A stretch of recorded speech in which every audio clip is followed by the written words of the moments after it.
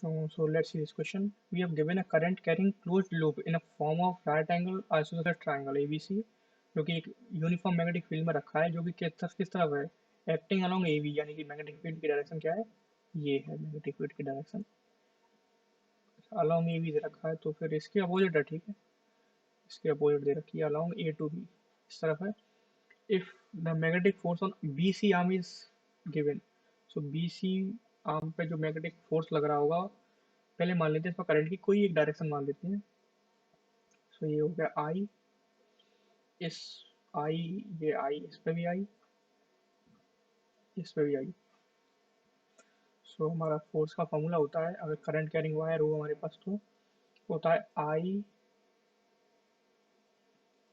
L vector cross B vector.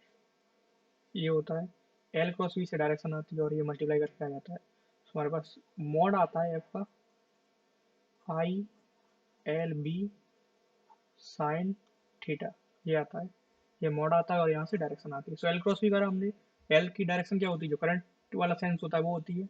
So यहाँ पे हमने एल क्रॉस भी करा, सो ये यहाँ पे, और बी कैसा है नीचे की तरफ. सो एल क्रॉस भी यहाँ से करेंगे तो क्या आएगा, ये L vector cross B vector. So यहाँ पे आने वाली डायरेक्शन किस तरफ, बाहर की तरफ, यानी कि हमारे इस प्लेन से परपेंडिकुलर इस तरफ आने वाली है. इसमें फोर्स फोर्स इस पे इस तरफ आने वाला है एफ वेक्टर, और पोल क्या रखा है वो बी सी यहाँ पे एफ वेक्टर है. सो एफ वेक्टर की डायरेक्शन हमें पता चल गई ये है, और एफ वेक्टर का मैग्नीट्यूड निकाल देते हैं. सो पहले वाले के लिए बी सी के लिए मैंने मैग्नीट्यूड निकाला, एफ वेक्टर का मैग्नीट्यूड निकाला है हमने, बी सी लिख देते हैं इसको.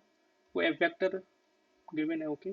सो वो कितना आई, इसमें करंट मान लिया हमने, एल उसकी लेंथ है, ये एल है, ये एल है, तो ये क्या हो गई √2 L, isosceles right angle triangle. So I into L length into B magnetic field और साइन 90 डिग्री, और डायरेक्शन कैसी इसकी, बाहर की तरफ.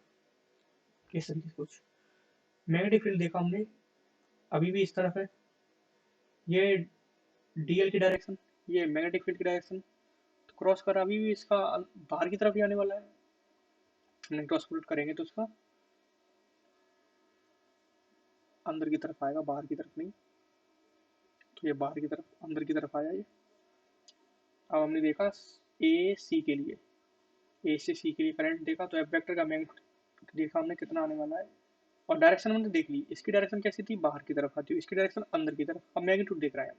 सो ए सी के लिए मैग्नीट्यूड देखा हमने, करंट कैसा है आई है सेम, लेंथ कैसी है √2l, मैग्नेटिक फील्ड कैसा है B sine theta, B vector ये थीटा कितना है, ये 45 डिग्री है.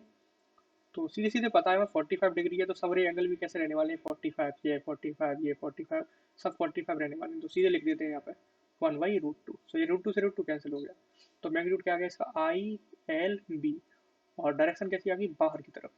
तो यानी कि दोनों का मैग्नीट्यूड तो सेम आने वाला है, लेकिन डायरेक्शन कैसी आनी है, अपोजिट.